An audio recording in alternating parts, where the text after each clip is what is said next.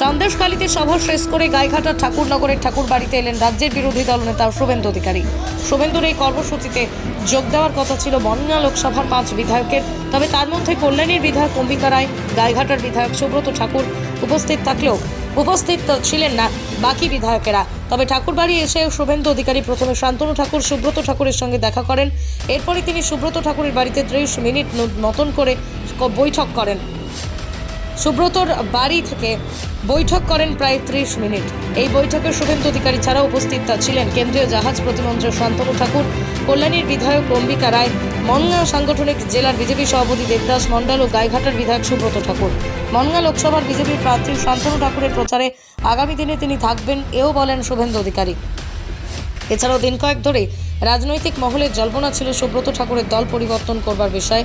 এদিন সেই বিষয়ে কার্যত বিরোধীদের অপপ্রচার বলে উড়িয়ে দিলেন সুব্রত ঠাকুরের পাশে বসিয়ে রাজ্যের বিরোধী দলনেতা Suvendu Adhikari. Only 50 meters from Palpara railway station and 1.5 kilometer from National Highway, Palishuri Supermarket Complex, the largest market complex in Noida district. 1, 2, 3, 4 BHK flats starting from 11.99 lakhs. Instant bank loan. Book now. দীর্ঘদিন ধরে তো রাজনীতির সঙ্গে এই পরিবার যুক্ত আছে, বিভিন্ন ঘটনা আমরা দেখেছি, কিন্তু বারবার বলা হয় বিবাদ, কখনো বলা হচ্ছে পারিবারিক বিবাদ সামনে আসছে, এগুলো প্রকাশ্যে আসছে। শুভেন্দু অধিকারীকে পর্যন্ত আসতে হচ্ছে। দেখুন, আমি নরমালি আছি, মাঝে মাঝে আজকে দাদা শুধু এখানে আসেনি, গত তিনবার এখানে এসে গেছে। বিষয়টা নয়, বিষয় হচ্ছে যে আজকে মমতা ঠাকুর কেন রাজ্যসভা থেকে মানে এই ক্যান্ডিডেট হলো, তো সে পাওয়ার একটা কারণ হচ্ছে ঠাকুরবাড়ি যাতে গন্ডগোলটা জিয়ে রাখতে পারে তৃণমূল কংগ্রেস, সেটা সিকিওর করলো। মমতা ঠাকুরকে তো এখানে দাঁড় করাতে পারতো, কেন দাঁড় করালো না? জানে হারবে। তো একটা বেনিফিট ঠাকুরবাড়িতে ওরা রেখে দিয়েছে অলরেডি রাজ্যসভা থেকে করে, আর একটা যদি বেনিফিট আসে তাহলে ওদের লাভ হবে, কিন্তু সেটা তো সম্পূর্ণভাবে ওরা পরাস্ত বা ধরাশায়ী হবে। এইটা হচ্ছে এই ভোট, এই যে ভোট ব্যাংক আছে, এই ভোট ব্যাংকটাকে ওরা ছাড়তে চাইছে, আর তার জন্য যা যা করার করছে। দেখুন, এতদিন কিন্তু ঠাকুরবাড়ি শান্ত ছিল। যবে মমতা ঠাকুর ক্যান্ডিডেট হলো, সাংসদের জবে থেকে পোস্টটা পেলো, তবে থেকে শুরু হয়ে গেল ওনার প্রচার মাইকে মিডিয়ার সামনে, যে এই হয়েছে ওনার সঙ্গে, ওই হয়েছে। ও চায় এটাই যে এটা টিকে থাকুক এখানে, এই গণ্ডগোলটা কখনো ছাড়াতে চায় না টিএমসি।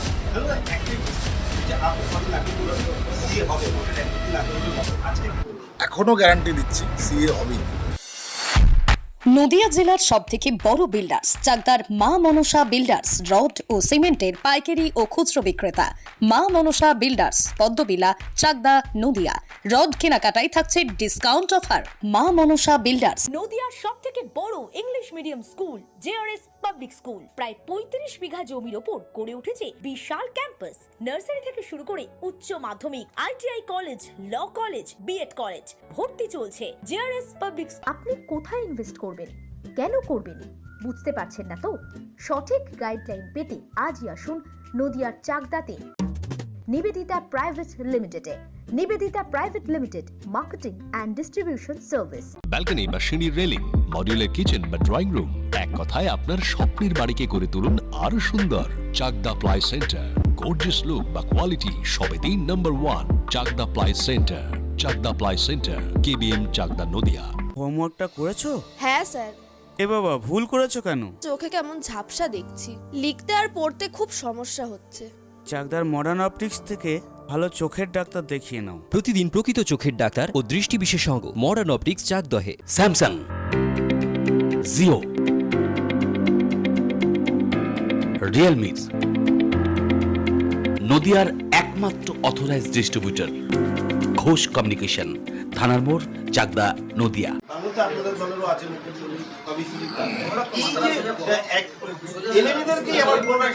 না, আমাদের আনন্দ লাগছে। তৃণমূল শাসক দল তারা বলে বিজেপি বলে কিছু নেই, এমন 5 জনকে প্রার্থী করেছে যে 5 জনকে বিজেপি থেকে ভাঙিয়ে নিয়ে গিয়ে প্রার্থী করতে হয়েছে। বিজেপি থেকে ভাঙিয়ে নিয়ে গিয়ে প্রার্থী করতে হচ্ছে। আর যে তৃণমূল বলে, আজকেও বলেছে গুজরাটিদের তাড়িয়ে দাও, তা গুজরাটিরা কি ভারতীয় নয়? যেভাবে আজকে গুজরাটিদের আক্রমণ করা হয়েছে, তাহলে তো মহাত্মা গান্ধী আর সর্দার বল্লভভাই প্যাটেলকেও তাড়িয়ে দিতে হয়। এবং সাথে সাথে যারা বাংলা বাংলা করে বলে বিজেপিকে বহিরাগত বলে তাদের প্রার্থী তালিকায় শত্রুঘ্ন সিনহা, কীর্তি আজাদ, ইউসুফ পাঠান এরা কোথাকার লোক আমরা এটা জানতে চাই। পবন সিং ভোজপুরি সিঙ্গার, তার গান, তার সিরিয়াল বা এসব নিয়ে আমি কোনো মন্তব্য করব না। তার শিল্পী সত্তা আছে, আমরা সব জিনিসের সঙ্গে একমত নই। কিন্তু পবন সিংয়ের নাম আসার পরে বিহারি বহিরাগত বলে ঝড় তুলেছিলেন যারা, তাতে পবন সিং নিজের নাম উইথড্র করে নিয়েছে, আপনারা দেখেছেন। তা আজকে শত্রুঘ্ন সিনহা, কীর্তি আজাদ এবং ইউসুফ পাঠান এরা কোন কালে বাঙালি হলো এটা তোলামূলকে আমি জানি।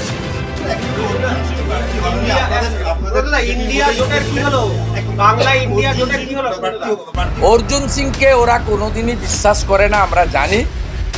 কারণ অর্জুন সিং মহোদয় কার্যত ভয়ে ওদিকে গেছিলেন এবং অর্জুন সিং মহোদয়কে আমি একাধিকবার বলেছি, আমাদের অনেক নেতার সঙ্গে তার যোগাযোগ ছিল, আমার সঙ্গে যোগাযোগ ছিল। আমি বলেছি যে আপনি ভুল জায়গায় গেছেন, খুব বেশি হলে জেল কাটাতেন। যখন 15 সালে মঞ্জুল কৃষ্ণ ঠাকুর শ্রদ্ধাস্পদ, এই পরিবারের সবচেয়ে বড়, আমাদের প্রত্যেকের প্রণম্য, তিনি যখন মন্ত্রিসভা থেকে পদত্যাগ করে সুব্রতকে প্রার্থী করেছিলেন বিজেপি, তারপরে শান্তনু ঠাকুরকে তো জেল খাটিয়েছে মমতা ব্যানার্জি, কিন্তু এই পরিবার তো আত্মসমর্পণ করেনি। আমার বিরুদ্ধে 42টা কেস দিয়েছেন, আমি হাইকোর্ট সুপ্রিম কোর্ট থেকে প্রোটেকশন নিয়ে ঘুরে বেড়াচ্ছি। আমার প্রোটেকশন না থাকলে 2 মাস 4 মাস জেল খাটাতেন, তাতে আপত্তি। অর্জুন সিং মহোদয়কেও আমরা বুঝিয়েছিলাম, কিন্তু তাকে কার্যত ভয়ে এবং চাপে গেছিল। নমস্কার। তিনি তার সময়কালে তিনি কি করবেন আমি জানি না, আমাদের রাষ্ট্রীয় নেতারা কি করবেন আমি জানি না, না আমি বলতে পারবো, I am not the authority. কিন্তু আমি অর্জুন সিংয়ের ব্যাপারে যেটা বলবো, তিনি এই 2 বছর যে গেছিলেন ব্যারাকপুর এলাকার বিজেপি কর্মীদেরকে কোথাও উত্ত্যক্ত বা আক্রমণ করেননি। এক, তার যৌথ পরিবারে থাকা পুত্র পবন সিং, তিনি কমপ্লিটলি বিজেপির সঙ্গে থেকে কাজ করেছেন। কখনো তার বাবা তার ছেলেকে প্রেসার করেনি যে তুমি বিজেপি ছাড়ো, তার নিজস্ব চিন্তার উপরে ছেড়ে দিয়েছিলেন। এবং আজকে আমি বলছি আপনাদের অকথিত তথ্য, দ্রৌপদী মুর্মু পশ্চিমবঙ্গ বিধানসভায় মোট 34 জন এমপি ভোট দিয়েছিলেন, একটাও বিজেপির এমপি ছিল না। বিজেপির এমপিরা দিল্লিতে ভোট দিয়েছিল। এখানে 33 জন রাজ্যসভা এবং লোকসভা মিলে টিএমসির এমএলএ এমপিরা ভোট দিয়েছিল, আর একজন এইচ খান চৌধুরী মানে ডালুবাবু, তিনি এখানে ভোট দিয়েছিলেন। তাতে 34টা ভোটই আমাদের বিরোধী প্রার্থী যশবন্ত সিংয়ের পাওয়ার কথা, কিন্তু 2টো ভোট বাতিল হয়েছিল। সবাই জানেন, আমার আজকে আমি বলতে চাই না, সবাই জানে কার 2টো ভোট বাতিল হয়েছে। 2টো ভোট দ্রৌপদী মুর্মু পেয়েছিলেন, তার মধ্যে একটা অর্জুন সিংয়ের ছিল। বাকি অর্জুন সিং কি সিদ্ধান্ত নেবেন, দল তাকে গ্রহণ করবে কিনা, কেন্দ্রীয় নেতৃত্বের বিষয়, এটা এবং ইতিমধ্যে ভারতীয় জনতা পার্টির পক্ষ থেকে যে প্রথম তালিকা বেরিয়েছে 195 জনের, তার মধ্যে বনগাঁ লোকসভা কেন্দ্রে পুনর্বার ভারতীয় জনতা পার্টির পক্ষ থেকে বর্তমান ঠাকুরবাড়ির অত্যন্ত শ্রদ্ধেয় ব্যক্তিত্ব, নেতৃত্ব, ভারত সরকারের মাননীয় রাষ্ট্রমন্ত্রী, আমাদের অত্যন্ত প্রিয়ভাজন শান্তনু ঠাকুরকে পুনরায় মনোনীত করা হয়েছে। আমি আজকে এই জেলার সন্দেশখালীতে কর্মসূচিতে এসেছিলাম। আমি সেই কর্মসূচিতে আসার পরে আমাকে এখানকার মাননীয় জেলা সভাপতি কর্মীদের সঙ্গে মিলিত হওয়ার আমন্ত্রণ করেছিলেন এবং মাননীয় বিধায়ক আমার 175টা কর্মসূচি প্রত্যেকটাই সবার জন্য, যেটা বলে গেছেন বহুজন সুখায় বহুজন হিতায় বসুদেব কুটুম্বকম, এটাই হলো নরেন্দ্র মোদীজির স্বপ্ন। তাই আজকে আমাদের আরো একটা আনন্দের দিন। বাগদা কেন্দ্রে মোদীজির ভক্তদেরকে ভুল বুঝিয়ে বিজেপির পদ্মফুল মোদি হাওয়া এবং তৃণমূল বিরোধী সবার ভোট নিয়ে একজন জিতেছিলেন। সেই লম্বা ছেলেটির নাম বিশ্বজিৎ দাস। বহু গুণে গুণান্বিত, গুণের আধার, তার গুণ বলে শেষ করা যাবে না। আজকে ওর জালও গেছে, গামছাও গেছে। কারণ এতদিন তিনি বিধানসভার ভিতরে বলতেন আমি তো বিজেপি, আর বিধানসভার বাইরে বনগাঁ সাংগঠনিক জেলা চোরেদের পার্টি তৃণমূলের সভাপতি। একই অঙ্গে বহুরূপ, যাকে আমরা বলি না কাকতাড়ুয়া, বহুরূপী, এগুলো আমরা যাত্রা নাটক সিনেমাতে দেখতাম। কি সুন্দর বিধানসভায় আমার পাশে বসে আছে। আপনি কোন দলে? না, আমি বিজেপি। আর বনগাঁয় বক্তৃতা, মোদি হটাও, বিজেপি হটাও। এখন কি হবে বিশ্বজিৎ ভাইয়া? পদত্যাগ করতে হবে তো, প্রথমে এমএলএ থেকে, তারপরে তো নমিনেশন ফিল আপ। এমএলএ সিটটা গেল তো, আমও গেল, ছাড়াও গেল, আমও গেল, ছাড়াও গেল। এমএলএ থেকে পদত্যাগ, তারপরে এমপিতে দাঁড়ানো, তারপরে গোহারান হারা, তারপরে প্রাক্তন এমএলএ বিশ্বজিৎ দাস। শঙ্করাড্ড যেখানে, আপনিও যাবেন সেখানে। অপেক্ষা করে থাকুন।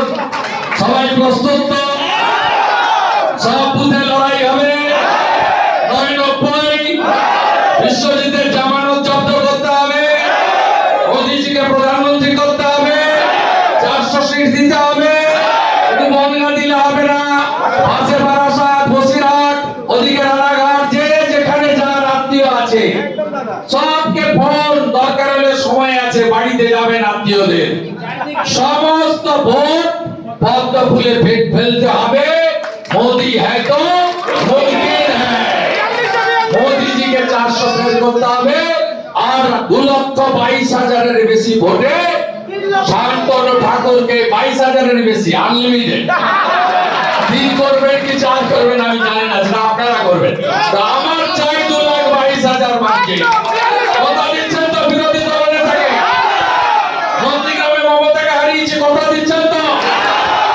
মোদিজির গ্যারেন্টি তো? এই গ্যারেন্টিতে আপনাদের কাজ করতে হবে।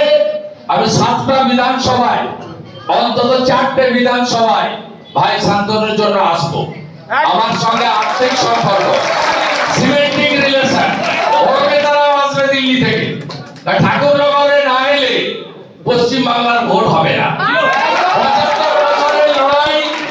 75 বছরের লড়াই শেষ হয়ে 19 সালে আইন পাস হয়ে গেছে লোকসভা, রাজ্যসভা।